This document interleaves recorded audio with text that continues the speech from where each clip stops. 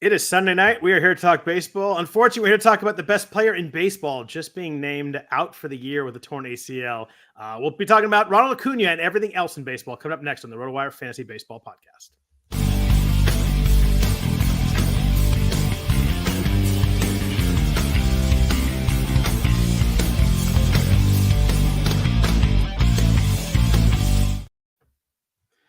Happy Sunday evening, everybody. Welcome to the RotoWire Fantasy Baseball Podcast, sponsored by Prize Picks. We appreciate them for the sponsorship of the podcast. I am Scott Jenstad, joined as always on Sunday nights by Jeff Erickson. If you could please rate and review the podcast, we would appreciate that as well. Jeff, it's tough. About 45 minutes ago, the best player in baseball, Ronald Acuna, deemed to have a torn ACL, heard it running the bases today. Obviously awful for the Braves, obviously awful for fantasy players, but really bad for you. You finally you got a number one pick this year in the Vegas main event draft, drafted Acuna. I feel terrible for you. Thank you. Me and 56 of my closest pals are all pretty bummed out about this one here. Actually, probably at 54, I think, actually, I took Acuna. I think there were 3 Striders. So they're all they're all bummed out too. Yeah, they were just bummed out a little bit earlier, but still bummed out. Yeah, and the Nueve Marte owner can also join us in our sadness there. Deep cut for the NFBC crowd, if you will. But yeah, just the news came out like 5 minutes after the FAAB deadline that it's torn ACL. Like the extra dagger that you couldn't drop him. You have and use 5 minutes after the deadline. You got to wait another week to drop him. That's just tough.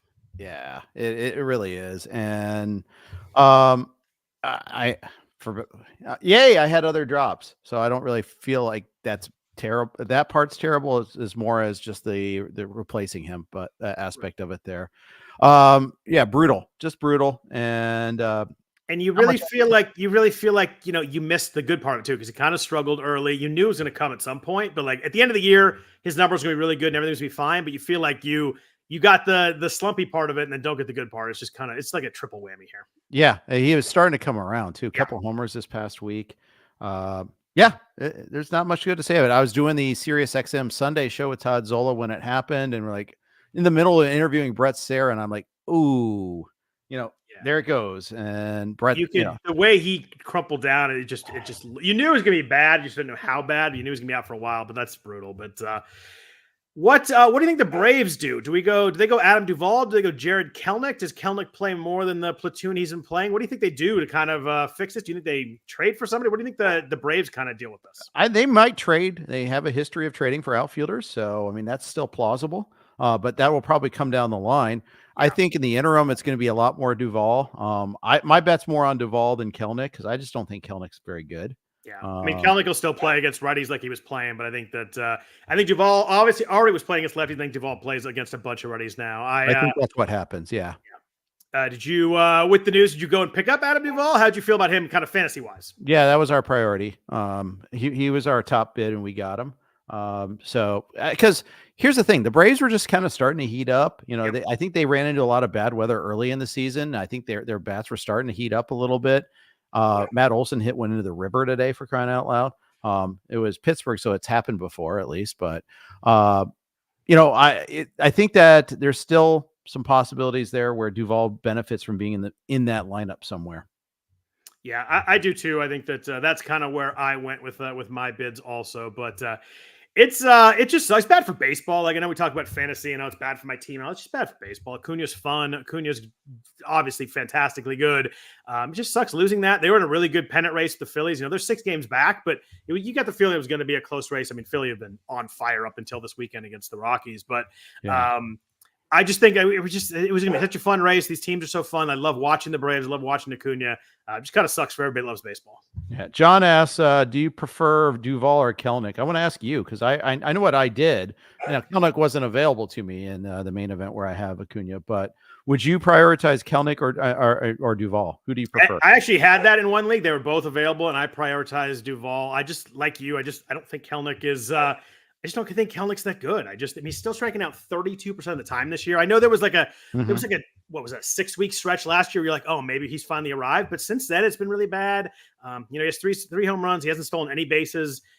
He's hitting the ball okay hard hit rate, but just the strikeouts, just 32% and the walk rate's like cut in half. I just don't really see it. And I see that Duvall can drive in a bunch of runs in this lineup. And, we've seen him hit home runs. He hit 21 home runs last year. I just think there's more upside with Duvall. And I just think there's a lot of downside with Kelman. Yeah. The other aspect I want to talk about this is, often we look at it from the NFBC redraft sort of portion here, but if you're in a keeper league and a dynasty league, this is obviously a big changing event. Already gotten one email from one of my leagues, Score Sheet League, where his astute owner has already said that he's probably looking to sell. Inquire immediately. We got early games tomorrow, so you got to have to be pretty quick about doing it if you want it to count for this week. Yeah.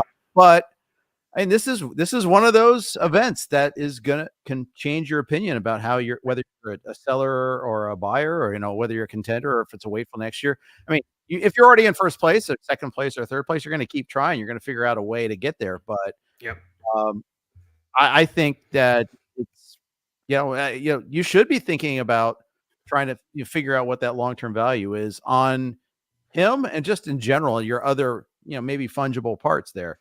In the Score Sheet League, it's always like you trade relievers when you're a seller. You can get things of that nature. You don't trade away your core necessarily, but you should be thinking about that. Do you think what I know it does obviously impact some, but how much do you think it impacts Acuna's value in a dynasty league? Now he's going to have got ACLs in both knees now. I mean, obviously he came back exceptionally well from the first one. There was no issues. He stole 70 plus bags last year. Do you think this is once he gets it fixed, he's fine? Or do you think we start to see the impact of this on his, long-term career? You're talking dynasty league, so that matters. Yeah. I mean, I got to think that it does affect at least the base stealing, even though we said that last time and he decided to go 73 stolen bases last year. So how smart am I about that? But I don't know. I think it's a case there where it's definitely going to detract. Right. It makes it, we're back into no obvious number one land. I think Bobby. Are we? Because I think Bobby Witt Jr. is going to probably, if he stays healthy, going to be that obvious number one.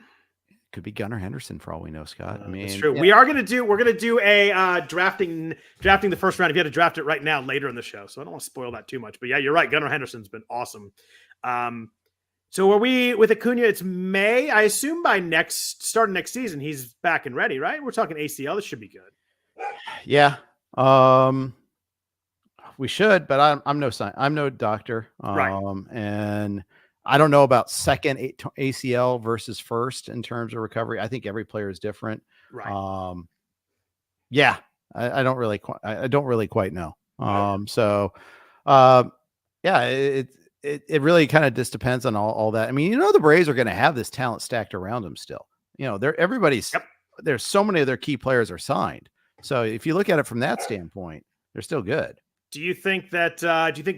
Michael Harris moves it to lead off? Do you think they move Ozzie Albies up there? What do you think they do lineup wise? That's a good question. They're not always especially concerned with OBP, but neither Albies nor Harris strikes me as a huge OBP guy. Albies is 326. Albies is low key having a mediocre season in his own right. We've talked about all the other slumping Braves. We haven't really talked Albies that much. And Michael Harris is 291 OBP right now. Yeah. So what's door number 3? That's a good question. I don't know what door number 3 is. Yeah. Ricky Henderson walking through that door somewhere? No, I don't think so. Man, Harris had a horrible over 26 slump in the start of the month. He's actually been better since, but what's really funny, your dog does not like the idea of either of those guys as the leadoff, by the way. Can you hear that? Yeah, it's usually my dog Harley that. I'm gonna ask you a question in a second and let her in. So if I walk away, that's why. I looked at Orlando Arcia. His OBP is 266, so that's not much better. But let's move on to other stuff. The Dodgers have lost 5 in a row. Jeff, our Reds swept the Dodgers. Do you have any concerns or worries about the Dodgers at the moment after coming off the 5 losses in a row? No, I have no concerns about the Dodgers. There, I'm done, Scott. You too late. No, just kidding. I just wanted to see if I could finish the sentence before he sat down. No, I don't have too many concerns about the Dodgers. They are well constructed for the long run. Every year, the Dodgers kind of go into like a couple of series here and there where they kind of lose to bad teams. They did that against the Pirates last year. They've done it against the Reds before too, for that matter. I'm not worried in the slightest for the Dodgers. I think they're still very well constructed for the long run. If I have a concern, it's the bottom part of their lineup. And I think, Gavin Lux has done a whole bucket of nothing in his career. I think they may be looking to improve off of that at some point. I don't know if Vargas is set improvement or not, but they sure don't seem that curious about playing him enough to find out. Really don't. It's wild. It's weird they called him up and he's played like twice. Heston Vargas.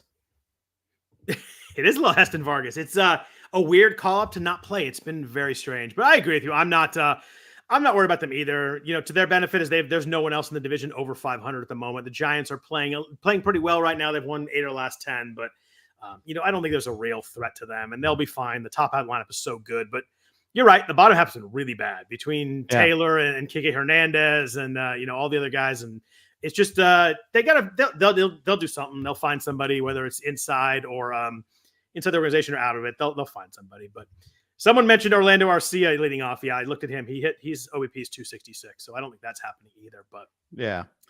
On the flip side, Jeff, the Guardians, 9 wins in a row. They are now 36-17.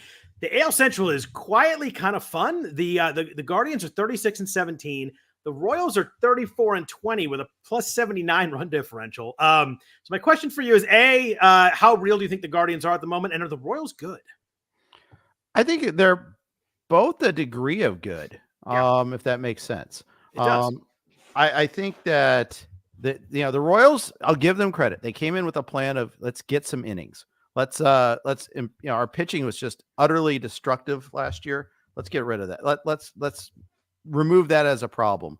I don't think that Seth Lugo is going to maintain what he's doing. I don't think Michael Wacha is an ace or even a number 2 but they're doing what they're getting professional innings. I think that's something that's pretty smart there. I think that's something they needed to do badly, and I think it's worked out pretty well for them in the short term. We'll see how long in the long term. They finally lost today to the Rays. That's so funny. The Royals win 8 out of 9, and they lose 1 game in the standings. That's how crazy the AL Central is right now. Because even the Twins are a good team. The Tigers are not a non-terrible team, and yet here we are. It reminded me of the year the A's won 20 in a row and they gained 3 games in the division, because I forget it was Seattle or the Angels. Both one of them went 17-3. It was a wild stretch there, but it's funny. Both these teams can really pitch, is what it comes down to. I mean, the Yankees are off the chart in terms of runs allowed in the American League. Like all 5 of their starters have been awesome, and that's still without Gerrit Cole. But I mean, they've been really, really good. So they're the best in runs allowed. But right after them, Kansas City 184, the Guardians with the 190. They're both ahead of Baltimore in runs allowed. Nobody else in the AL has under 200 aside from those 4 teams. Those 2 teams are just pitching right now. Yeah. Well, and the other thing about the Guardians, the real story here is that they're actually hitting. Because we thought that this was going to be a sieve of an offense, and instead, they've actually been pretty solid. 263 runs scored. They're both 1 run behind the Yankees in runs scored and ahead of everybody else in the AL. Like at some point, we have to just say that they're really good. I mean, they're scoring runs and not allowing runs. That's pretty important in baseball. Yeah, and yet, you look at the Royals and their lineup, as Joe G points out, the Royals' bottom half of the lineup is bad. I guess that kind of shows where we are in baseball right now is, we thought the Dodgers were a super team, but they've got some flaws. There are even the teams that are doing well have some major issues. Maybe one of the problems is so many teams are hurt right now. I think that's a little takeaway from it here too. You just look at the Royals lineup today. They just lost Michael Massey. That hurts a little bit. He was actually quietly playing pretty well. MJ Melendez is awful. I picked him up last week and I dropped him back up. They pinch hit for Melendez in the 7th inning with Nick Lofton today.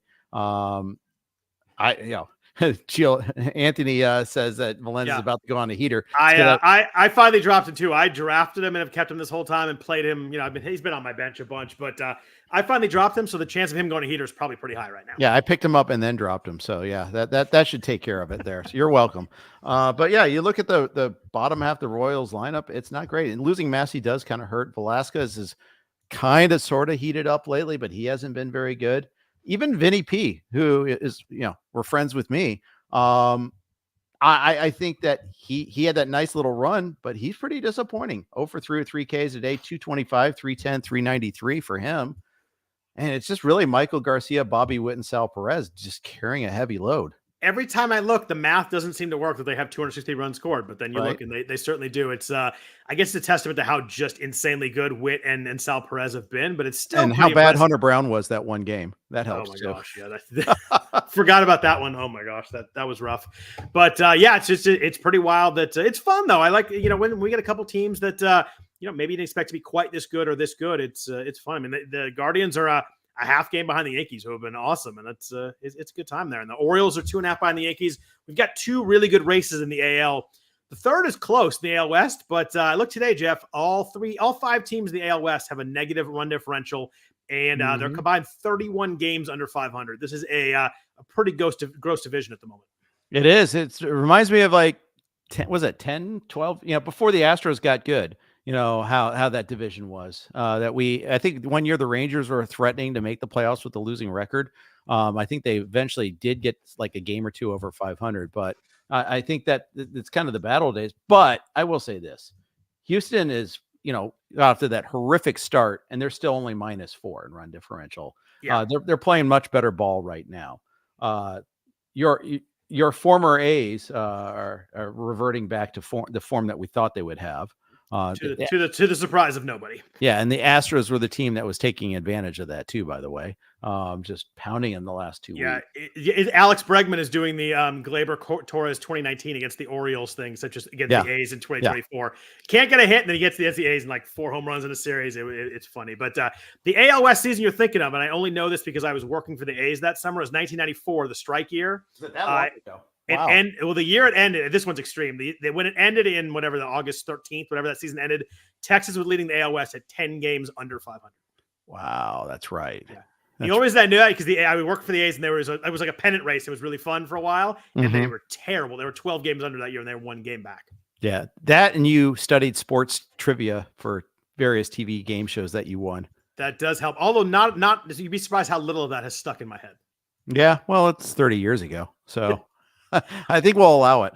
Yeah, that is. I was on the game show. Oh God, it was 20 years ago, wasn't it? Man, I'm getting old. It's bad. Yeah. Beats the alternative, my friend. It really does. That is very true. Jeff, speaking of the AL Central, what's up with Pablo Lopez? It's this is someone that was a end of second, early third round pick in many drafts. All the metrics you look at him in 2023 looked really fun, really exciting. He has been bad. It feels like every start is kind of bad.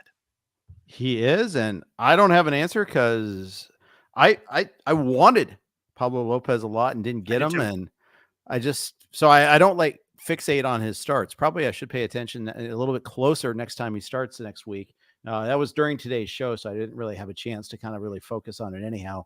But he does get Houston next time, so that's a pretty important start too. Yeah, it's weird. He seemed like in early May he had found it. He had a really good start against Boston, really good ones against Seattle, and then he had the okay start against the Yankees, and then smoked by the Nats, and then smoked today again. Every time he seems to get it back, it's like 2 or 3 really bad starts, and you look up and ERA is 5.25, but the walk rate's really good, the strikeout rate's still good, swing strike is down a little bit, still really good. I would think that he'll be fine, but I guess it's a little bit of giving up too many home runs, not as many ground balls as last year, but. Some unlucky stuff with the strand rate, but I don't know. It's 2 months in and 5.25 ERA. Those numbers count at this point. It's bad. It's really bad, and I don't really have big answers for this here. I will have to do a dive on him a little bit more. If anybody has insight, you want to jump in the chat and share it with us. We'll be happy to pass it on a little bit there. But between Pablo Lopez and Bailey Ober having his kind of ups and downs, it's been kind of tough for the Twins. They expect ups and downs from Simeon Woods Richardson. You expect that. Chris Paddock is starting to lose velocity. You expect that a little bit coming off an injury, but Pablo's supposed to be this rock. Yep, he is, and they've very quietly snuck to 7.5 behind Guardians, and they're 5 behind the Royals. Getting a little deep in the season, you don't want to get too far behind, but it's gonna be an interesting division as we get down the stretch here. But let's jump into some news and notes here. We obviously already talked about Acuna on the Braves. Also, the Austin Riley thing has been just frustrating. I've sat him the last 2 weeks because I just didn't believe anything and I didn't seem like he was going to play. But he's now been out 2 full weeks without being on the IL. It seems pretty wild. Yeah, at least I benched him this week. Like last week, I actually was kind of like, okay, they didn't put him on the IL, keep him active for the weekend. No, I kept him off, and I won't play him until I see his name in the lineup. The Braves play at 4:10 tomorrow Eastern time, so that's like the 5th game to start. I think are tied with the Cubs and Brewers and the Reds and Cardinals at that time, and the Mets and Dodgers. A lot of 4:10 Eastern, 1:10 Best Coast games. There's like 5 of them actually. So I'll be using our daily lineups tool to see if he's in there or not. And that'll kind of guide me for the first half of the week. But if you got him in a traditional league, which doesn't allow midweek switches, it really puts a lot of pressure on you. I think this is the week you got to play him. I would have said sit him the first week. Last week would have been tough because there was some talk he was going to play early last week. But I think you got to play him this week. But it's certainly up. It's certainly more up in the air than you would have thought. But it seems like he's taking swings and running and doing all the stuff he should do, but it's definitely concerning. It's been this long. What do they have? They have 7 this week, 3 against Washington, 4 against Washington, 3 against Oakland. I mean, that's a week you certainly want him in the lineup because that is match time right there. I just think it's bizarre that the Braves willingly played a man down for 2 weeks. Did you see the quote was like, if I needed someone to come sit around and chill on the bench, then we would have put him in the IL. And I was like, okay. Wow. It's almost, if it were a team like the A's or the Pirates, we'd be accusing him of trying to shave money here. Right. Yeah, it's very weird. But you think he'd want an extra arm in the bullpen, if nothing else, right? Yeah. I would, I would think so. Absolutely. Or just, another bat. I mean, I don't know what the status of the 40-man roster is. Maybe they're just lacking a call-up or something. Like they're lacking an available 40-man roster guy. Didn't want to add a guy to the 40-man roster. Hey, guess what? Not a problem anymore with Ronald Acuna Jr. out for the year. Just put him to 60-day IL. Yeah, I saw there's a couple of comments in the chat about Nico Horner. The same thing with the Cubs. That was 1 week. You get it for a week. You rarely get 2 weeks of not playing. Yeah. Real quick, Jeff. Interesting question in the chat. What bid price did you put on Paul Skeens in the NFBC cut line? My answer to that would be max bid. As you got. Yeah. If you've got the hammer, use it. If you don't have the hammer, make someone else use it. Yeah. I know cut line's a little tough because you've got to put all your bids in and figure out all the players because there's so few FAAB periods. But I'm going whatever you need to get Skeens. I'm going super, super aggressive. Obviously. Yeah. And say if you're like 3rd in FAAB, I mean, maybe you set aside $5 because you have other guys to replace. And this is in the cut line. Correct me if I'm wrong. It's like wrestling where this is the last FAAB period. If that is the rules in wrestling, is the same rules. Yeah. So, you can't take it with you. So, I mean, just leave enough for other spots that you're adding $1 guys. But I was going to say go with 4 $2 guys and leave $8 or something like that. But the same thought process. I'm making those top 2 teams use it. Like you said, use the hammer. It's exactly what I would do. I'm not letting anybody get away with not going full all in for them. Yep. Yeah. Other notes, Josh Lowe with the Rays back on the IL. He only made it a couple of weeks on the active roster. He has an oblique strain. Of course, obviously not good there.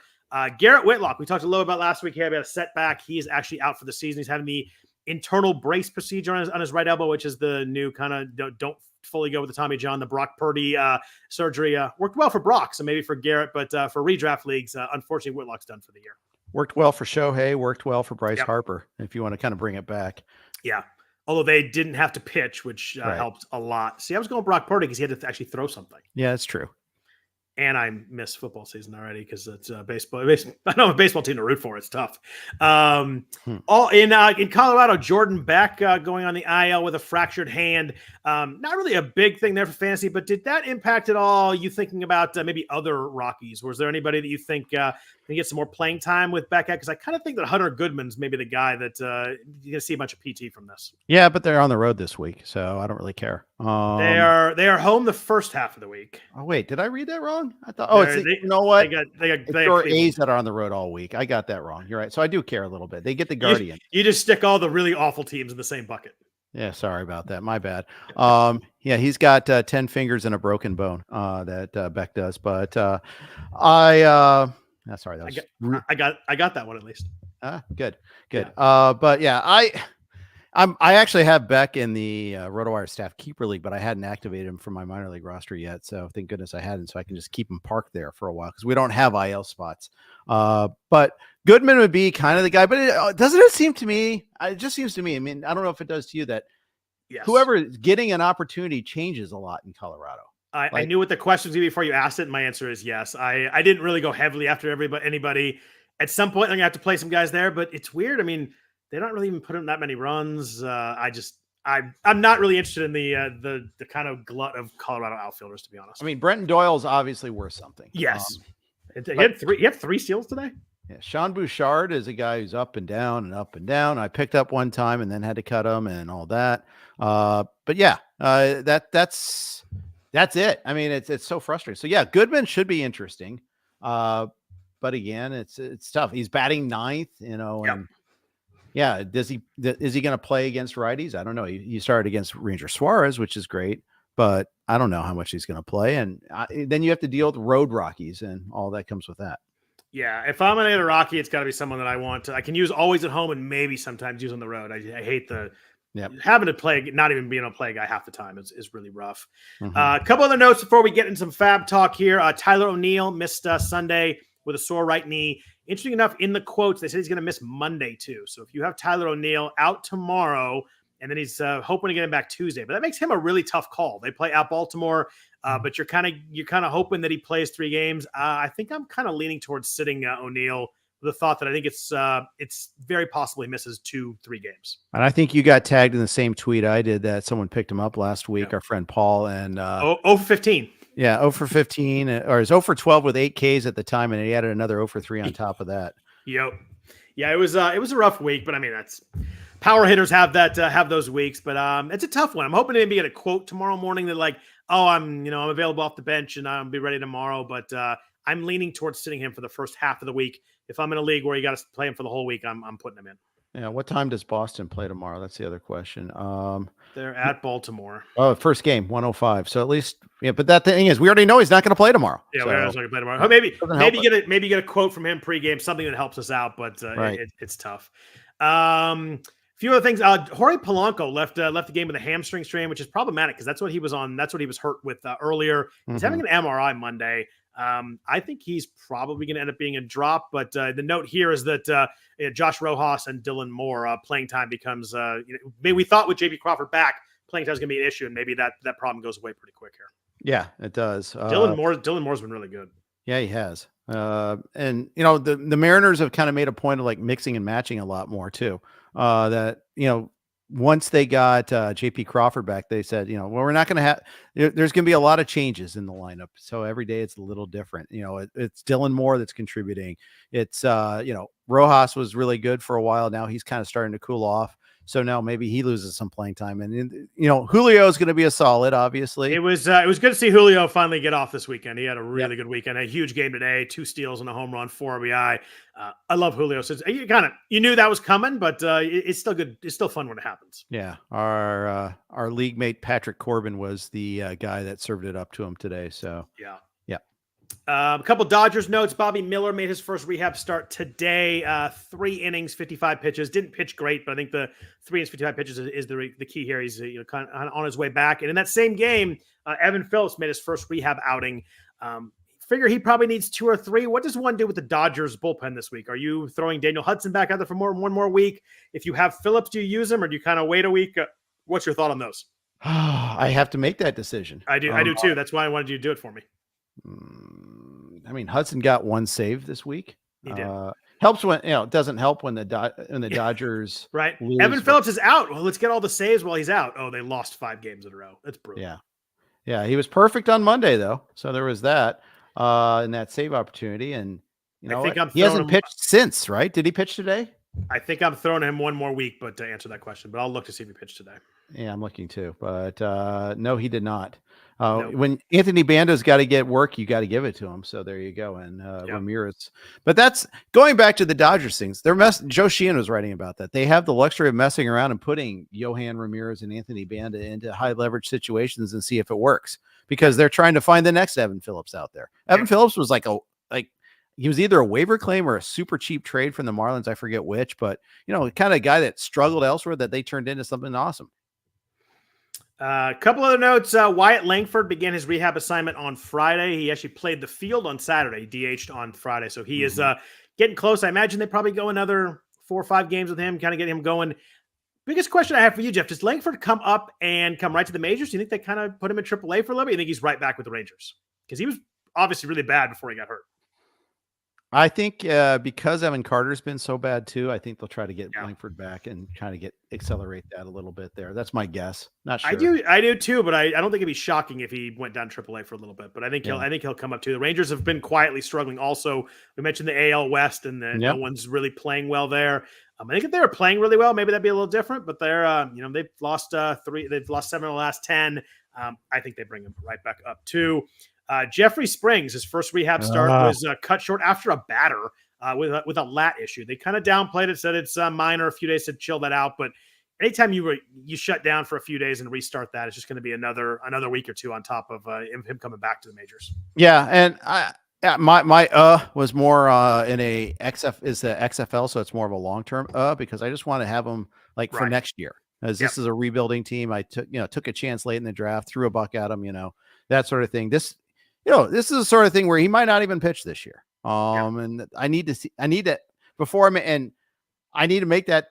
have information to make that decision for next year, or just even at the trade deadline. Like, okay, do I really want to have him as one of my 15 keepers? That's the thing I have to make a decision on. Yeah. And even if he does pitch, I think it'd be pretty surprising if he goes more than 4 or 5 innings in any game this year. Yeah. I think that a lot of 2 or 3 inning stints. A lot of Walker Buehler coming on here, right? Exactly. Yeah.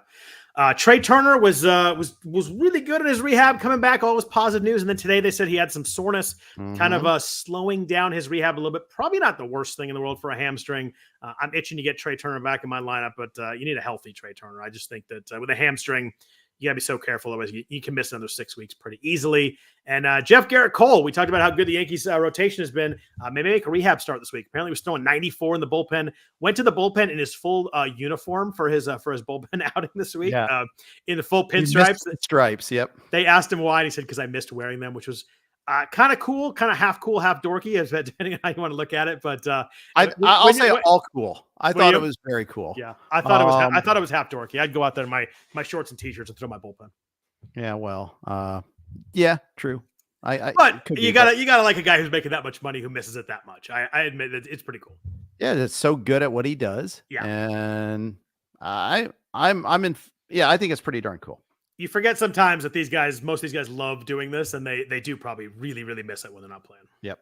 Yeah. Let's jump into some FAAB talk. First, a note from our sponsors at So Rare MLB.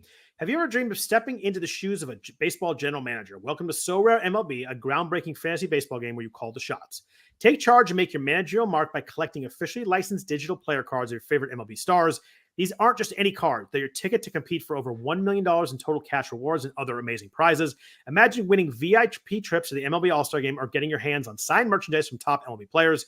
Here's how it works. Use your cards to set your lineup each game week. Real-world plays like hits, strikeouts, and homers will power your team's performance. Climb the leaderboard and snag weekly wins from cash prizes to more cards and unforgettable experiences. But there is more. Build an iconic collection of your favorite teams and players to unlock gameplay bonuses and exclusive rewards. The rarer the card, the higher your score and the bigger your edge in competitions. And when you're ready to trade, the So Rare Marketplace offers a vibrant community of managers. Engage in live auctions, make instant buys, or trade cards peer-to-peer. Starting is absolutely free. Draft your first team of common cards today and feel the thrill of competition as you climb the ranks to baseball mastery. What are you waiting for? Join So Rare MLB today. Transform your passion for baseball into a quest for glory and get rewarded for your baseball savvy. Sign up today with the link in the description. Get 50% off your first pro cards up to $50. It's your passion rewarded. So Jeff, let's start with hitters in FAAB. I felt like overall this week FAAB was pretty dreary. There was not a lot to get excited about. There was no $200 player. There was no me with Taj Bradley a couple weeks ago that was interesting to talk about. But a lot of contributors. I think a lot of us had drops, which is when you got drops, you need to add somebody. I had a couple guys going the IL this week, but I felt the biggest hitter that was available, at least in some level, was Jake Meyers in Houston. He was at 70% rostered in the main event, but only 12% rostered in the 12 teamers. I think he's an ad in both. It looks like he's locked down center field for the Astros, hitting seventh, sometimes sixth in their lineup. But you look at his stats and everything looks really good. I think we might be on something here. Strikeouts are down, hard contact is up, and that's a pretty good combo. It is. We've kind of played this, Meyers versus Chaz thing before, though. Yeah, we have. I'm not sure this is. I mean, I was in on Meyers too because, gosh, I mean, it's trying to find in a 15-teamer, trying to find full-time help is hard. I prioritized Duvall over Meyers, though. Okay. That was just small preference for me. I mean, I think Meyers was my second choice. And I don't know if it's long, it's obviously a different manager than it was under Dusty. So that may have something to do with it there too, but I just don't think it has to be either or right now with their lineup. I think Dubon's kind of play everywhere. They're not playing Lowe Perfido at all. No, they aren't. That's probably going to be the send down when Abreu gets the call back up because Abreu is coming back. I forgot Abreu was coming back. Yeah. So that's probably the send down. Because you figure if Abreu comes back, you think he just platoons with Singleton? Do you think that's how they work that out? It's not like Singleton's lighting it up. No, but Abreu was awful. Yeah, but he went down to the rookie league and fixed everything. Everything's fine, Scott. It's fine. I think we got Meyers in center and Chaz in left a bunch, at least for a while here. Oh, I agree. Yeah. I agree. I mean, the Astros, they're scoring a good amount of runs. Even when they were terrible, they were scoring. It was just their pitching was so awful. And yet, just like we were talking about the Royals, like we were talking about, other teams that are successful in scoring runs, it's a weird lineup. Yainer Diaz been pretty disappointing. 3 homers, hitting 260, 292 OBP. Big drop off from his big performance last year. We talked about Abreu and Singleton and Lowe Perfido doing nothing. Lowe Perfido getting no chance to do anything, as it's kind of unfortunate there. Bregman has been a problem this year. Bregman's OBP this year is down at 93 points from last year. That's really hard to do. And it is. It's a walk year. I was told that I'm sorry. I shouldn't do that. I was told thing. I hate that meme. So I'll just say that there's a lot of people pumping up his walk year as a reason to push him up. And that has not worked out that way so far. It doesn't mean that that's why he's slumping, and it doesn't mean he will continue to slump, but he's got a homer against somebody other than Oakland for me to get too excited. You said Dubon's playing a lot in left. That's true. I mean, that's not what they intended going into the season. Dubon is a fine utility player. He's not an everyday left fielder. Thank goodness Jeremy Pena's having such a good year. Yeah, and he was kind of an afterthought too. I mean, he was so he was so much worse his second year than his first year, and he's been really good. Almost 320 this year. Well, he actually is. After today, he actually is hitting 320, so he's been really good. Yeah, and of course Kyle Tucker has been amazing. Do you see that? You saw that home run he hit today. Oh my goodness. Yeah, monster shot. They have that was against the A's, right? Yes. Yeah, it was right after Max Schumann made a double error, 2 errors on the same play, and then Altuve doubled, and then Tucker went however many feet deep for a homer, and that game's over. Yeah. And moving on. It was too bad. The only you hope for is the A's are up in the game, so you can turn on the game, so you can watch Mason Miller just destroy human beings. Yeah. I have no Mason Miller, and I feel bad about that. It is very fun having some Mason Miller. I will say that. Let's see other FAAB ads. The guy that I really liked, I think we talked about it a little bit last week, is Nick Gonzales in Pittsburgh. I like him a lot. I do too. He was 61% rostered in the main event after last week. I added him one place last week, and I didn't add him this one place this week, but I think the playing time is fully there, which is obviously really important. We're looking for FAAB guys. He's hit fifth every game in the last 10 games. He's in a prime spot. I really like this player right now. Nick Gonzales was, a high draft pick, and we thought he was like the Pirates' curse of draft picks. How they always had all these high draft picks and wasted all that draft capital. But what I like about Nick Gonzales is the big problem for him in the past was strikeouts. Yep. And he was at AAA. He cut down on them significantly, and so far in the bigs, he's cut down on it significantly too. So, yeah, I'm excited about what he's doing so far. Yeah, I'm not so excited. I'm going to call him RBI machine Nick Gonzales like the Pirates broadcasters did on Saturday. Did they really? They did. He had 4 RBI that day, but still. That's amazing. I love it. I love. Sometimes I like provincial broadcasts for that reason, though. He's another example though of a guy that's kind of a post type sleeper though. High draft picks, struggled in his first trial, but now he's getting another chance and doing a lot more with it there. Yeah, I like it. I mean, you look at he's making a lot of hard contact. Barrel rate's over 14%. Hard hit rate's over 50%. I know it's a very small sample so far, but he had a 43% hard hit rate in AAA and 137 plate appearances. I see a guy who looks a lot different than he was in his quick cup of coffee with the Pirates last year. Yep. Only place I really have him is long term. At least I have him in a Stratomatic league of all things, where we can keep so many players. Not going to get much use out of him this year, but I'm very happy to have him in the future. Yeah, agreed there. What about other names? Colt Keith in Detroit's really playing well. We talked about Dylan Moore a little bit. Two guys that have multi-eligibility. I was in on both those guys this week. Mark Vientos in New York has been sort of pushing Brett Beatty off of third base a little bit. I like that one. He's got a lot of power, but he didn't play today or yesterday. Like that was like just that's the frustrating thing. He needs to play. Just killed the like. I just brought all my bids down to him because if they're not going to play him, they're going to play him half the time. It's really tough to use him in fantasy. Yeah, well, that's just the thing too. Is like here's the thing though. He is going to play eventually. I just you have to be a little bit patient. I think this was a good week to buy low on him, and I wish I did it a little more places. Unfortunately, I need Mr. Right Now too. Is the problem? Yeah. I don't have the luxury of stashing so much. But this is the you want. If you're a fan of the Mets, you're like, oh, good. We signed JD Martinez. Yes, we need to be investing in our product. We need to be going out. This good player is available. We should sign him. Well, guess what? When you have Pete Alonso and you have JD Martinez, all of a sudden there's not a place for both Vientos and Beatty to play. Yep. Unless you're pushing one of Beatty or Vientos out to the outfield where they don't really belong. And you've got three outfielders too. I mean, you've got Bader's playing center field, and you got Nemo and Starling Marte. So yeah. A whole bunch of 30-somethings on this Mets. It is, right? That's the weird thing is like all these, when I say that, like, oh, he's 31, 36, 35, 32. It's just, you're right. Yep. There's a lot of early to mid 30s guys, and they're all blocking Vientos at the moment. Yeah. So, but Vientos, I mean, he just needs to play. They just got to play him. Yeah. Find a way to get it in there. But and I think the Alonso trade, if it happens, which I think it will happen, is like the domino that falls. Speaking for my NFBC team, can it happen tomorrow so we can get some guys to drive in, please? Yes, please. How about that Fernando? It's not Fernando. I'm gonna call him Fernando until he snaps out of it. The Fernando Lindor called third strike on Saturday was just. Oh, you saw that, right? I did. I don't give a damn. I was taking all the way, he says after the fact, as if that justifies it. I like, okay, so you're trying to tell me that you stunk, so thus you're taking all the way, and that's why it's okay. Every other pitch was a ball, and I figure I'm best off not swinging. What are we doing here? You're a professional baseball player. It's weird. There were a couple times when I thought Lindor was like, oh, here, he turned the corner, here it comes, and he's still at 209. I know the BABIP's really low. I know he's had some bad luck, but it's gotta get going to some results here at some point. He does have 7 home runs and 6 steals, but 24 RBI. It's I know for you it's painful because it was right around that Gunnar Henderson pick. And every day. It's Gunnar homers every single day too.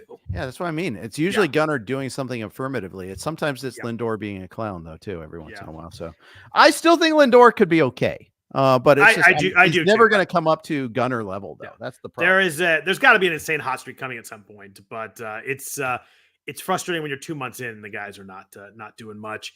Other FAAB ads. What do you think about Jonathan Aranda in Tampa Bay? Has been playing a good amount recently. He is UT only, but starting to play a little bit in the field, so I think he might get some eligibility at some point. He did sit today, but he had started 6 straight games before that. He is hitting in the middle of the lineup when he does play, which is obviously very important. You like to see the Rays are obviously frustrating, but like he hit 4th on Saturday. Got a decent amount of pop. He had 25 home runs in AAA last year in 95 games. This is a bat with some pop in it if he can get some playing time. Yeah, he's kind of like the new Paredes. It's just like, okay, it's his turn to finally start getting it, and the Rays, find a way to unearth that out of him. Good on him for doing that, but can it be sustainable? Because we were also looking at other young Rays hitters, other players getting a chance to play. Who else is in my like Johnny DeLuca, is another guy that was picked up on a lot of places. Junior Caminero, he was waiting for it too. Richie Palacios has got to play somewhere. It's just this is how before Jose Caballero was a trendy ad. Now they just they just had a major injury, so that's gonna with Lowe out now, so that does open up the door for the outfield situation there. But Still, I mean, I'm getting so impatient with Caminero, but I also am trying to figure out, okay, where is he going to play? Who's he going to displace? It's kind of got to do the Kierstead analysis here. They have too many Lows and Lows because you said Lowe is out, and I tried to figure out if Brandon Lowe got hurt this afternoon late, and I realized you meant Josh Lowe. But yeah, they got a confusing team over there. But yeah, I agree. I think that the Rays are always gonna be frustrating, but I like that Aranda's a lefty. That helps at least from the stronger side of the platoon. I thought it was interesting. After the Adam Duvall, who we talked about earlier, Jake Meyers, Nick Gonzales, some of the other names. I thought that he was an interesting one that was flying under the radar. I got him for single digits, and I think it's a worthy stab there. Yeah, I agree.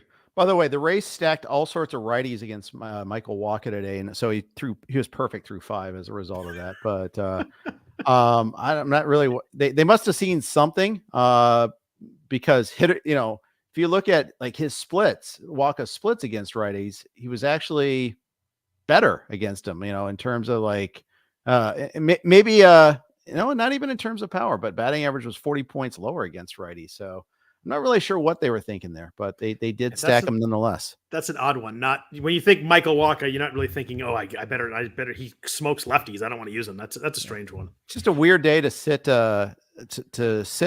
Aranda when he's pretty hot too. Yeah.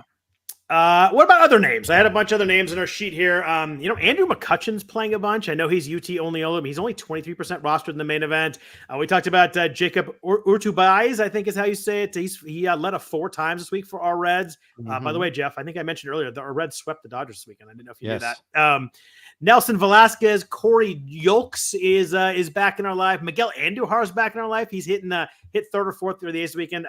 You always call it the grab bag of hitters here. Is there anybody down here that you really found yourself more interested in than anybody else? Not really. I did find JP Crawford available in Scarf. And my team's bad enough that I actually need JP Crawford. So leads off, scores a bunch of runs. Could be worse. Or theoretically would score a bunch of runs, except theoretically, yes. Can't hit. But maybe they're starting to hit a little better. I don't know. We'll see. I did add Kevin Newman in a place where I already lost Turner in a 12-teamer, and then I lost Bogarts on top of that. So that was like, and Bogarts has been terrible. So I just dropped Bogarts. I mean, he's out 2 or 3 months. I think you got to drop Bogarts. Yeah. Yeah. So I don't feel like it's worth hanging on to. What about in terms of catchers? Patrick Bailey is 45% rostered in 12-teamers. And then I was going to ask you about Henry Davis. He's playing really well in AAA. Mm-hmm. Are you interested in a Henry Davis stash with the thought that maybe next time up is the time he really starts to hit? Kind of depends on what I'm doing with catcher already. Like you gotta have a really bad second one where it's an easy, like once he's up, you move him in. If you have a decent second catcher, you're not going to stash him. Yep. Yeah, that's right. Yeah, I didn't find too many instances there where I need it, but I see the merit in Henry Davis.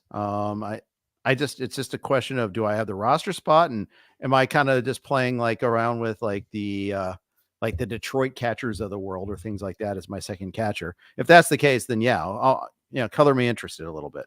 I picked up Francisco Alvarez in my Vegas main event. I dropped him. I was the one who dropped him, whatever that was, a month ago. Yeah. He's always pay attention to the drops, boys and girls. That's what I'm told. He's swinging a bat. He's kind of moving a little bit. I had him like 5th down my list. I got outbid on 4 guys, so I grabbed him. I don't know if I'm going to fully hold him until he comes back, but I guess at this point I probably will. I have Corey Lee as my second catcher, who's actually not been horrible, so he's been okay. But obviously, a week ago, obviously I'd slide Alvarez in pretty easily to that. So my thought that if somebody else gets hurt, I'll probably drop him. But I need Austin Riley to play there because that's my 3rd injured guy. But I did it down the list from my conditionals, but hopefully that one works out there. Yeah. One guy on your list yes. that is point of contention between me and my partner Tim Schuler in the main event is DJ LeMahieu. He originally had him fairly high on our waterfall, and I protested. I don't see a whole lot of upside there, but maybe just batting in the Yankees lineup is upside enough. What say you? Not very interested. I think that, the interest with LeMahieu would be if he were to come back and hit leadoff. I think that's pretty much gone now that, Anthony Volpe has that 19-game hitting streak and obviously been really good this year. So I think you lose that. So if you go down to if you just stick him into Oswaldo Cabrera's spot, which is 8th or 9th, I don't know. I guess I understand the theory of in the Yankees lineup is better than, in any place else, but probably not overly interested to me. Yep. JS David Fry worth a pickup, and Absolutely. yeah, 4 lefties in the lineup this week. I think they face 4 lefties this week. 2 of them in cores, 2 of them against the Nats. So yeah, go for it. And the key with Fry is when he doesn't catch, he plays in other spots too. He played first base earlier this week. He played left field a couple times last week. Definitely someone for me. I think we talked about him last week, the week before. I definitely think he's working. Obviously, depends who your other catcher is or what kind of league, but I think Fry is very live as a pickup catcher. Yeah, our friend the FAAB Whisperer, Vlad Sedler, did point out though he's running ridiculously lucky on balls in play. That's probably likely to regress, like batting over 400 in balls in play. So just something he pointed out on Twitter. Yeah, he's at 410 as of this moment, but hitting the ball pretty hard. Yep. Strikeout rate is down. Walk rate's way up. He seems like he's made some positive adjustments with the thought that he's probably not going to hit 344 all year, of course. Correct, Amundo. Yeah. Let's talk some pitching pickups, but first, note from our sponsors at Prize Picks. Prize Picks is the best way to get action on sports in more than 30 states across the country. Prize Picks is really simple to play. I can make my picks and submit my entry in less than 60 seconds. You can pick more or less on 2 more player stats and watch the winnings roll in.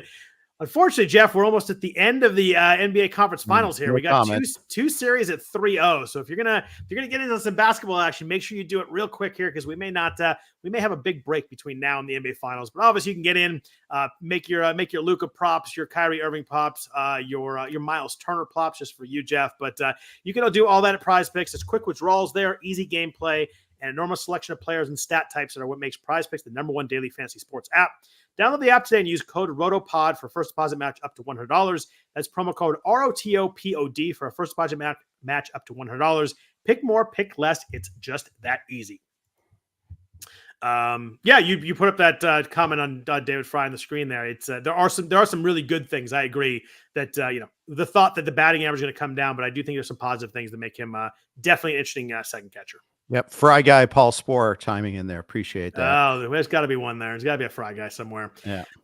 Jeff, I thought the pitching this week was almost as barren as it was last week. It is really hard to find arms in a 15-teamer right now. It is really tough.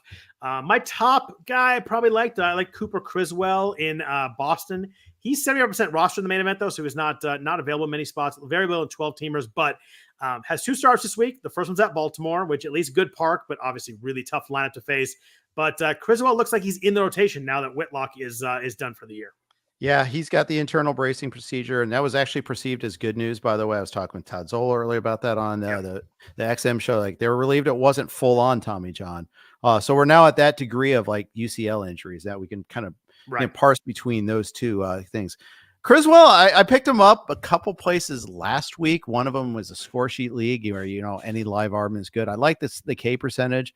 And then he came out and rewarded me with just a bomb of an outing last week. So 2 starts this week, though. If he was available, go ahead and grab him. And he wasn't even available in my main. That's how barren it can be sometimes. Yeah, it's weird. My 2 main events, the pitching, like one of my leagues, I could write down like 20 names. The other one I wrote down like 6. It was just wild how one of those leagues where everybody's holding on to any live arm. There's some hitters available, but it's tough.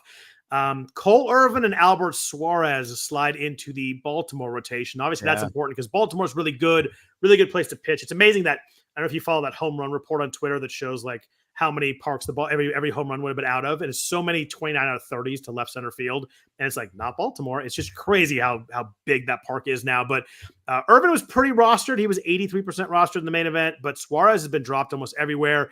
Did you have interest in either of these two Oriole arms?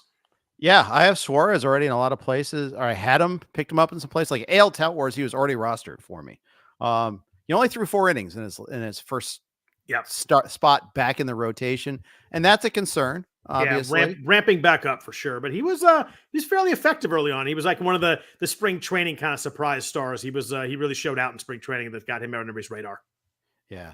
It's right. That spring training start against the Phillies was fun to watch. That was when we kind of burst on the scene after being overseas. I just love the tale of the Suarez brothers, both pitching overseas now in important roles for one really good team and one contending team in the Padres with Robert Suarez. Robert's been really good. And it's funny because his price jumped up after that the save in Korea early on. That if you drafted after that, but he's been really good. ERA is 0.40 so far. Yeah. Oh, he gave a run today, 0.76. I'm sorry, but still under one. Terrible. Yeah. Terrible. Yeah. Someone asked, just for talking pitchers, is Spencer Arrighetti worth a pickup? Looks like he's been unlucky. I definitely think he is. Christian Javier had his bullpen canceled today for some forearm tightness. That is never anything you like to hear. His stuff's been down a little bit too. He's been very up and down. He's just came off the IL too. Had a really good start against the A's, and it was not good this week. I think Arrighetti's rotation spot kind of sticks for a little bit here. I do like that. He does strike out a lot of guys. He gets a lot of swing and miss. He's got to figure some stuff out, but I think there's some upside there. Yeah, but it's tempered with a lot of too. It is. There is some maybe you don't want to watch the start kind of feel with his starts. Yeah, he gets a home start against Minnesota. Could be worse, but they're down. They're down a couple of pitchers here now too. The Christian Javier thing. Urquidy had a bit of a setback on his rehab. We've got Eric Lowe penciled in for a start for the Astros on Wednesday, so that just tells you where they're at right now. Eric Lowe. I didn't think we'd have that name this year, especially pitching for the Astros. That's wild. Yeah, you're right, because they're going 6-man rotation right now because they're throwing. It looks like Framber's going to throw Monday and then not till Sunday. Yeah, you're right. Lowe. They haven't announced yet, but I think Lowe and Arrighetti probably both get starts this week. Yeah, signed a minor league deal with the Astros. He opted out of his minor league thing with the Pirates. Couldn't hook on with the Pirates, so of course the Astros were more desperate enough to get him. And Lauer was not pitching well in AAA either. Now 552, 144 was striking out batters, and that's the thing is at his peak he actually had some interesting years. 2021, 2022, he was actually pretty good for the Brewers. Then really fell apart last year. We've had a couple questions about Alek Manoah in the chat. Would you pick him up and stream him this week? He kind of got people this week. It was he looked really good. 2 starts, did not pitch well this week. I'm sure people are asking because he faces the White Sox, who can't do anything right. As a Garrett Crochet and Eric Fetty roster, somehow my roster's in multiple leagues. Getting wins out of the White Sox offense is very difficult. What do you think about Manoah this week as a stream? 1 start against those said White Sox. I would say good luck. I will not be doing it. That's not true. I think I would do it against the White Sox if he were available, but he's kind of been rostered because he had those 2 good starts before that. Yep. And then he got hit by Detroit. And then turns out getting hit by Detroit was not a unique thing this weekend. I'm finding other guys to stream if we're being honest. I just, me too. I think there's a chance he pitches well, but I think that blow up and just kill your ratios for the week is just too high for me. And I just don't want to do it. I will, I'll do my best to find somebody else. I'm not in on Alek Manoah, whether he's facing the White Sox this week or not. How about, Tobias Meyers, would you be interested in him or Robert Gasser? Robert Gasser for sure over Manoah. So I have Robert Gasser. We talked about that a couple weeks ago. He's got 2 starts this week, right? He does. Yeah. He does. And it was originally thought that he was going to get the start against Boston today. I was very happy he did not. Oh, that's right. They used Tobias. So now he gets home starts against Cubs and Chicago. Cubs and White Sox. Yeah, that's kind of Cubs are going to be they're playing right now. Yep. So they're going to it's a short trip from St. Louis to Chicago at least, but still. Can you go ahead and make sure that Helsley just has a nice cleaning in here so I don't have to pay attention while we're doing this to a stressful inning? Sure, I'll pay attention for you. Never watch your closer, right? I'll watch your closer. Helsley's been fine though. I don't want to hear about Helsley. He's been great. Yeah, no complaints there at all. As fellow Jordan Romano owners, you have no right to complain about Helsley. You want to talk about Jordan Romano for 1 second? No, I wasn't complaining about Helsley. I just didn't want to deal with a stressful inning while we're doing the podcast. He just gave a home run, by the way. Yes, he did. I thought I was supposed to pay attention for you. You were not supposed to pay attention. This is your fault. Is that 2 home runs for Ian Happ? Do not look when your closer's on the mound. I will look for you. 2 homers. It's hard. The screen is gigantic and right there. Yeah. Jordan Romano, just because you brought him up, it's been ugly. Are you worried? Or are you just like, he missed some time? He's still getting ramped up because, man, it's been tough. His ERA is over 6. I'm super worried. I also don't know what I can do about it. I feel like I can't even bench him, Scott, because I just light on saves as it is. I didn't get Kirby Yates. I didn't get anybody in the waiver wire. Even when someone panic dropped Tanner Scott, I didn't get him. It's like that would have been a nice one because he's kind of. I hated Tanner Scott earlier. He's smooth. He smoothed it out pretty well though. I know. He has 6. He only has 6 saves. The guy's he's smoothed it out. The big issue for me with Romano is not the earned run average because he's a reliever and a couple bad outings kill that early on in the year. It's the 5% drop in swing strike rate. It's the 7% drop in strikeout rate. I know his walks are down too, but he's not punching guys out. He's not getting swing and miss, and that is just really tough. I mean, I think you got to keep starting him and hope it works out. But I'm generally worried that he's not healthy is my biggest concern. Yeah, me too. And I wouldn't be surprised if tomorrow they put him on the IL. But I think until I see a clean outing, I'm not gonna be surprised by that note ever. Yeah, Jimmy Garcia gave up runs though in the 8th. Yeah. So he's not really an alternative. I mean, Swanson's been terrible. The best argument for just leaving him in there is the fact that they don't have someone knocking down the door. Right. Exactly. Yeah. Exactly. I was trying to look and see like, okay, well, who could they pivot to? Because, when he was hurt earlier, their bullpen wasn't a problem, but that's also because they had like one save chance, I think. And it's kind of funny. Bad times in Toronto right now. They are very unhappy as a team. Chad Green. Yeah. You were saying on Twitter that you went in the comments, you noticed that they're a very angry fan base at the moment. Yes, very angry right now. C was angry that day, my friend. And then they rallied to go ahead. I'm like, hey, I cured it for you guys. But then Jimmy and Romano just decided to go and mess that up again. Justin Turner has been quietly really, really bad for them. Yeah. By the way, Garcia was really good before today. He is your option. Although he had a back issue earlier in the month. I wonder if that's something hanging over there. Might have just been a day where the ball's flying out in Detroit, because that happens a lot. But when Matt Vierling's hitting tanks, whatever that was a bomb. You wonder what's going on there. But that was Kevin Biggio's going yard. That's your sign. That is true. Sorry to interrupt. Sorry. That's true. Work that out. But one more starter I want to ask you about before we move on. I do want to talk first round real quick here before we get out of here. But Jordan Wicks in Chicago made his first rehab outing on Friday. This is someone that I find really interesting. He made 5 starts for the Cubs earlier this year, only 23 innings. So the innings might be an issue, but 26% strikeout rate, 14% swing strike rate, walk rate about 8%. He looked like a really live arm day when he was pitching. The BABIP was a little bit high, so that kind of bumped up his ERA. But you look at the FIP, it's 3.26. I think Jordan Wicks is interesting. Like, I don't know if you can use him this week. There's a chance he might come back later in the week, but I think they probably until next week. But he was someone that I thought was worthy of a grab, with the thought that I think they're done with Kyle Hendricks. I think he could slot in their rotation. I think they want to like Ben Brown kind of be their swing guy. I think that once Wicks is healthy, I think he's going to be in the rotation. I think he's an interesting live arm to me. Yeah, so I'm a little confused because I know they took out Hendricks, but why is there room for both Wicks and Brown? I think Wicks will replace Brown when it comes next time through. I think when Wicks comes back, Brown goes back to kind of swing man bullpen. I can see that. Yeah. And they had like a game rained out, so things are a little weird too. But I think there is not room for both of them. I agree with you. I think they want Brown to be kind of in a different role, at least for right now. I think I'm a little disappointed in that, by the way. I think Brown's got the palpable upside. I'd like to see I like Brown too. Yeah. I'd like Brown better than Wicks, but I think Wicks gets more of a chance. And Brown is going to pitch at Milwaukee this week at the start of the week. That's confirmed. And if Wicks is not ready, Brown can get 2 starts this week, and the second start's at home against the Reds. Yep, that's true. That's true. The at Brewers start kind of scary. By the way, Justin Steele, I really need him to get right. Yeah. He has not been right. He got K's last outing at least, but it's like every time I look up, there's 5 runs. There's 5 runs. It's tough. Yeah, it's but some interesting arms there, and I think that finally they moved on from Hendricks, which is really good. But I don't know. I think one of those two might end up being pretty good, and Helsley needs to stop giving up hits. What about Nick Madrigal for sure? Oh, that's not good. I didn't even know he was still playing.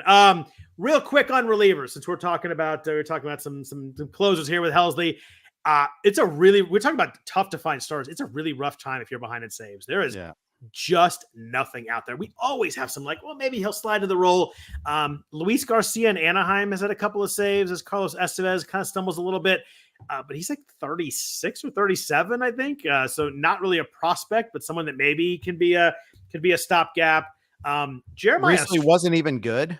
Wasn't even good. Minor details with that, but it's really tough. If you're behind in saves right now, it is there's not much to do. Jeremiah Estrada striking out everybody, by the way. He has 15 strikeouts his last 5 2/3, which is just bonkers. Yeah. I put some waterfall bids on him in there. I think he's interesting. I think he's very interesting. He punched out like 4 or 5 Yankees in a row today, right? Yeah. The only problem is that Suarez is also very good. And that's the problem with the saves require a Suarez injury, I would think.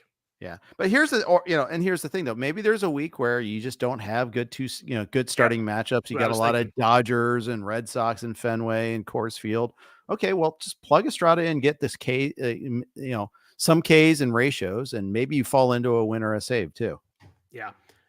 Question of the chat, Jeff, from Teddy J. Would you drop Riley Green for Jake Meyers? We talked about how much we do like Jake Meyers earlier.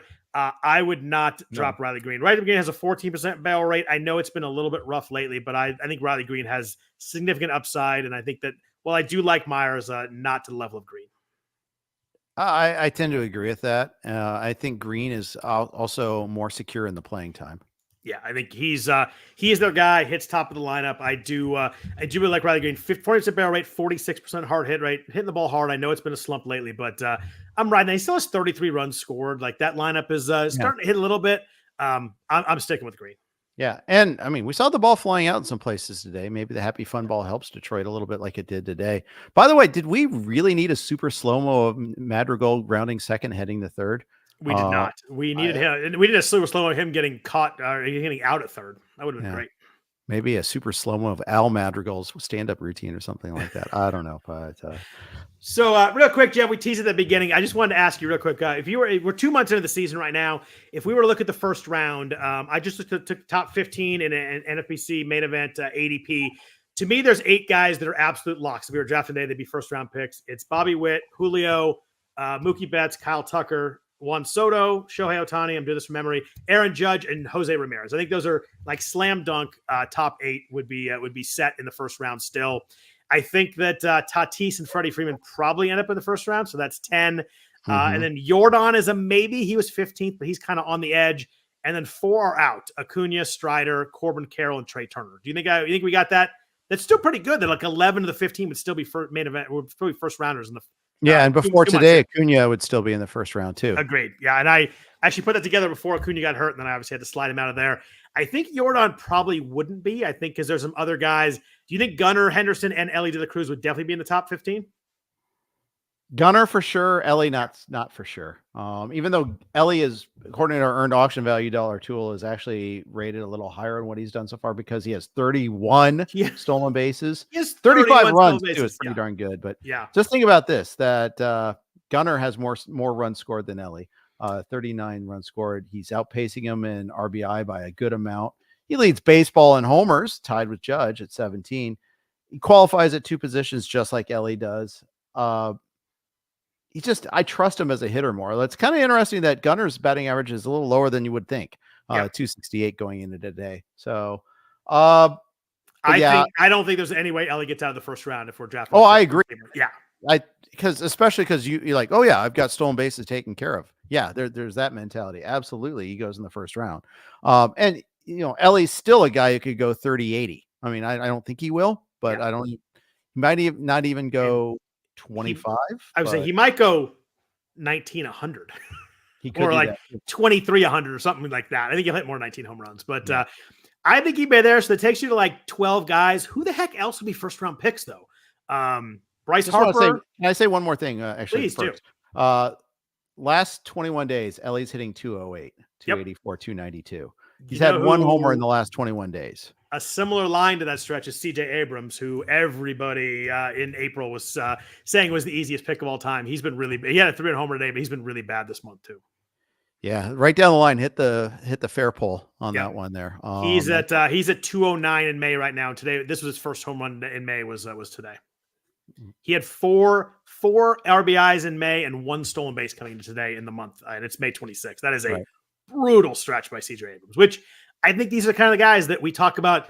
They strike out a lot. They're really talented, and maybe we can't take them with this pick. It's guys are going to be really up and down. So great for the first 3 weeks, and all of a sudden everybody's like, "Oh, you were saying CJ Abrams wasn't." You got to give it some time. They're going to have a lot of ups and downs.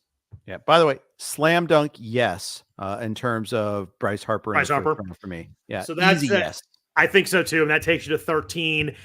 Who else is in there though? Like it's if you take. Do I hear any pitchers, Scott? That was my question. Like are Zach Wheeler and Tyler Glasnow the top 2 pitchers drafted right now? Are they at the back end of the first round, or am I missing a pitcher? Like who would be the top 2? I think it'd be Wheeler and Glasnow. Yeah, I think right now we're going to be a little reactionary, and say, oh yeah, but I think you can make a case for Scooble. I think you can. All right. This is going to be.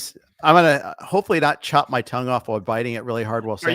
Are you gonna say Ranger Suarez? No, Chris Sale. Okay. Ranger Suarez is an awesome story, and he's been a huge profit. And I would not take him in as a top 10 pitcher, let alone in the first round. I think Sale is really interesting because he has been absolutely electric. Yep. And a guy that has been there before, has done that before. It's not like one of those situations where like, oh yeah, this is so out of character for him. No, he's healthy. He's good when healthy type of guy. Now we can't trust the health going forward. That's part of the problem. But he's been more than good when he's healthy. He's been elite so far. He's been awesome. Yeah. Others that I'd consider other starting pitchers, I wouldn't necessarily put in the first round, but I go Wheeler. I think Wheeler's there every year, so I still would put Wheeler there. I think Wheeler goes like 13th, 14th. I think he's my first pitcher. Yeah, me too. I think my second pitcher is probably Glasnow, like you suggested. I think Burns is 3. And if you want to put Burns 1 or 2, I wouldn't argue against you too vigorously because he's very good still, obviously. Yep. What do you do with Shota? What do you do with Yamamoto? Neither of them would be top 5 pitchers for me. I think that both really good. Both obviously Shota's been awesome.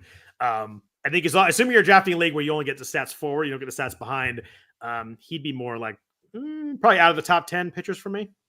Yeah. I don't know. I don't know. We'll see. I want to see a little bit more with the theory that he's been absolutely awesome and been just fantastic. There's probably 10, 12 guys I would take over him. Yeah. By the way, I think, as much as I have Lindor versus Gunnar regret, I also have regret that Yamamoto got bombed in Korea because that would have been another pitcher to consider at that 2-3 turn. And I think I wish I would have done that. He was a little bumpy his last couple outings, but since that career start, he's been excellent. Yeah. So he's probably I would take him above Shota right now. I just get him again. The Dodgers. I love the strikeouts. Even though Shota's been better, Shota's been better, no doubt. What about William Contreras? Awesome, and I love him. Not first round though. Not first round, but end of the second maybe. He and Rushman are going to be pretty darn high up there, right? Yeah. Contreras, I love that he's still doing he's so good, we're going to let him DH a lot too, sort of thing. 204 at bats so far this year, most of all catchers, I think. Batting leadoff on occasions, 3 stolen bases, plus 40 plus in runs and RBI. That's the jump out to me. The 43 runs and 42 RBIs for Contreras with the batting average, just massive at catcher. Yep. It's super fun to watch what he's been able to do so far. Rushman's been worth it again, even though he doesn't run, but still he's been, he may not be the top catcher, but you didn't lose by taking Rushman where you took him. And I players like that have a certain appeal. You're not going to get destroyed by taking this player. He's never going to kill you. He may not be the absolute best, but he's safe. To the guys who said Judge and Tucker in the chat, we mentioned them as the 8 that are still definitely locks in the first round. Guys that were taken the first round and would be taken for sure. So they were both Judge and Tucker were slam dunks in the top 15. Right. Yeah. Who do you take first overall? Is it Witt for sure? I don't think it is. For sure. I don't think for sure is the right answer, but right now I would take Witt. I mean, you can make a case. It's funny because we talked about Witt a bunch of the preseason. My first initial theory on him was like, I can't believe he's going 3rd or 4th overall. And then I looked deep into him. We talked about it a bunch. It was all fully legit and supported last year. And it looks just as good this year. He's hitting 307. The hard hit rate's up. The barrel rate's at 16%. He's got 9 homers already. He's got 16 steals. I think he'd be the number 1 guy. And I love what Kyle Tucker's done. And you could argue him. You could argue Ohtani too. You could argue Mookie too, because he's just such a floor guy. Between Mookie, Shohei. You could argue. Jose Ramirez has 50 RBI. He's been awesome too. I thought the most interesting thing with me that 2 months in, there's 10, maybe 11. You put Jordan in there, that would still be top 15 2 months later. I usually think there's a little more fallout or some breakout guys early. I think that Gunnar and Ellie were the 2 that are obvious to me that they would jump up. I was a little surprised there were only 2 that jumped up pretty easily. Yeah. What about Marcell Ozuna? Lots of comments in the chat about Ozuna. Does he make the top 25? If not the first, I think I wouldn't say obvious, but he's not. wasn't really mentioned by either of us as a possibility. 0 stolen bases, first of all. That's the biggest thing, and I think that. But I mean, he's fully backing up last year when he went 40, 100. I just think I think you're probably looking at a third round for Ozuna, something like that. No, which is a big jump. It's already a win for you. It's a huge win. He's at 47 RBI, 15 home runs. The batting average is key. He's hitting 311. Last question. Close to getting cut by the Braves a couple of years ago. Maybe not that, or at least people were calling for it. I don't know if he was close to that actually happening, but he has been a monster, and he's not. I mean, I know Acuna is not there anymore, but still going to be a really good lineup. Last question before we jump out of here: where does Paul Skeens go for drafting tomorrow? The thought that we don't know how the innings are going to work out. Well, exactly. That's a very important part of this, but man, is that dude electric. Top 15 starter, maybe? I think that's top probably 20? Like 3-4 turns sort of thing. Yeah, I can get behind that. And if you wait that long, you're probably going to not get him. Yeah. I mean, I think, 3-4 turn is about right. I think Yamamoto or Skeens, who do you got? Yamamoto. Dylan Cease or Skeens, who do you got? Skeens. Aaron Nola or Skeens, who do you got? Skeens. This is Nola territory. Nola Skeens is really tough. I called that one maybe a little too quick, but that would be a really tough one. I mean, he's so good. Yeah. So good. Yeah. He only got 3 Ks against the Giants. They're a contact team, so maybe it's a little different. Can't wait to, I want to make sure that the Pirates adhere to the 5-man rotation. Since when they did that, when they sent down Priester, we'll see if they stick to that. Yeah. But hey, there's a couple of 5-game teams this week. The Pirates are one of them. The Rangers are another. Something to pay attention to with that. But I saw a funny meme somewhere. I wish I'd give credit to, but someone was like, "Oh, the Tigers! Like, oh, we got Pittsburgh coming in. I wonder who we're facing this week." And it's Jared Jones and Paul Skeens in the 2-game series. It's like, oh, good luck with that. Yeah. And then they go and face the Dodgers the following week. So, enjoy this week. Yeah. It's a shame they don't get a 2-start week.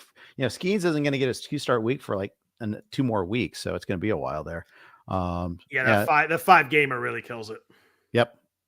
Did they? Oh, they're in Pittsburgh. I was going to say if Skeens was pitching here, I'd go to that game at Dodger Stadium for sure. Oh, snap call. Yeah. Too bad. It's in Pittsburgh. I'm not making that trick out there, but, I got to see a game there at some point though. It is a phenomenal place. I love that park. One of my favorite ones I've been to. It was really, really fun. Yep. Jeff, anything else you want to talk about? We've gone a little bit long here, but we got a bunch of stuff to cover. Anything else on your mind? Things said every podcast. We're running a little long here. I know. It's a beautiful thing. I love it. Yeah. No, I'm good. Beautiful. Well, appreciate everybody listening. The chat was crazy tonight. There was a lot of comments. My apologies for not getting into all the comments and their questions. We do the best we can to answer what we can in there, but obviously we're talking about other stuff too. But really appreciate everybody. Appreciate all the chat between everybody in there. It's always fun. Thanks to Prize Picks for sponsoring the podcast. We always appreciate that. If you want to follow Jeff on Twitter, Jeff_Erickson. I am at Scott Jenstad. Remember, there are a lot of day games tomorrow with the holiday, so make sure you check those out. Other than that, hope everybody has a really good holiday tomorrow, a really good fantasy week. We'll be back at you next week, and take care.